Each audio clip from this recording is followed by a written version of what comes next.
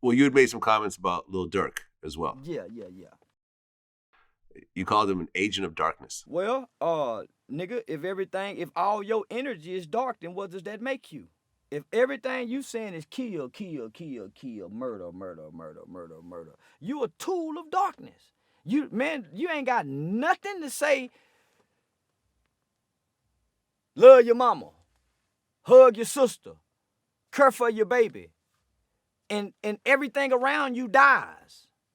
If everything around you dying and nothing about you is positive, man, we can't look at him and say one good thing about what he says, what he rap about, his image, what he projects to children.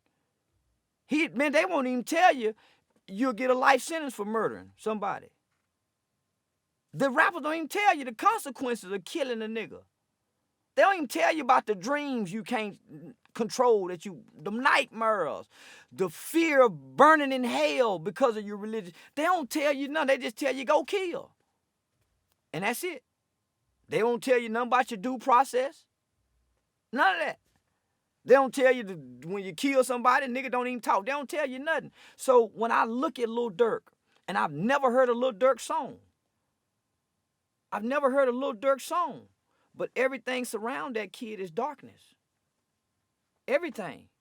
So I'm sitting back looking from a spiritual standpoint of a man who grew up with people who murdered. I grew up with them. I slept with them. I played with them. We cried together. We fought one another. So I'm telling you, murderers don't act how y'all act. It's some shit to killing, nigga. You're gonna go through some psychological effects. Spiritually, something gonna happen to you. And that's all I'm saying.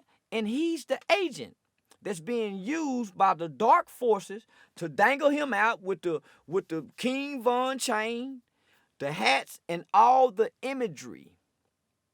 All the imagery. He who controls images controls minds. So Lil Durk image is a negative image of darkness. And I stand by that.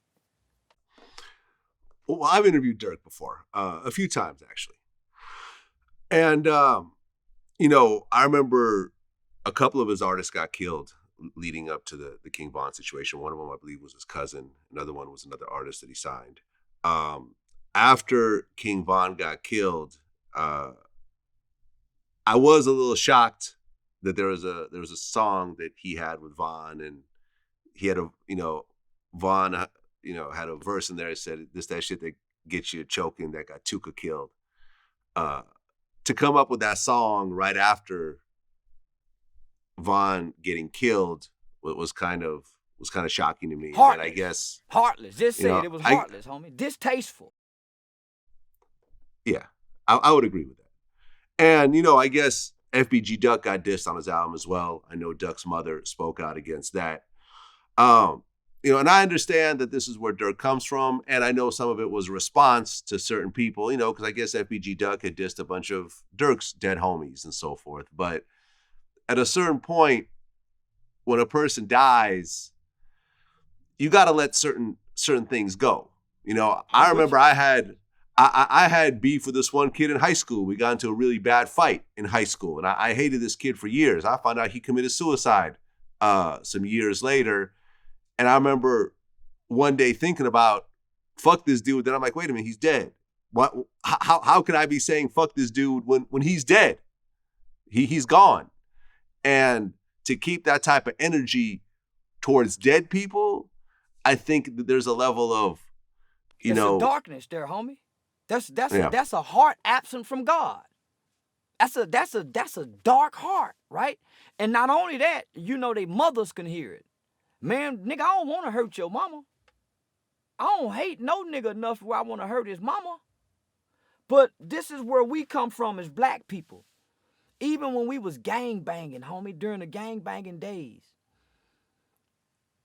You hear about somebody getting killed and you be mad, but I still used to see niggas get up and get saved. Niggas at the gangbangers funeral, the gangbangers still get up and get their life to Christ because they really want something different.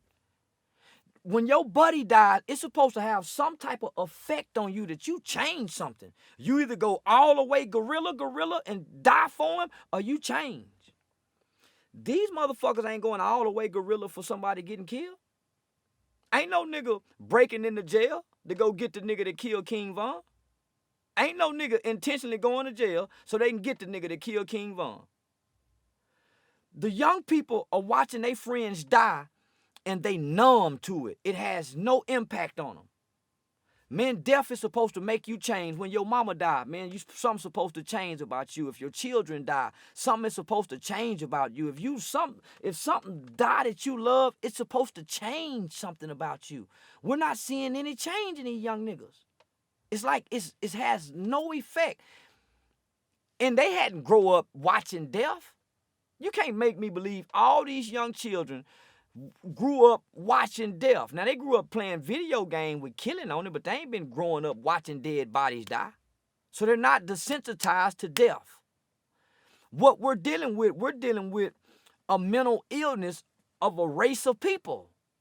Not just a mental illness, we're dealing with substance abuse tacked on top of mental illness, which they describe it as a dual diagnosis, substance abuse problem and mental health problem. That's what's the fuck wrong with this shit, man.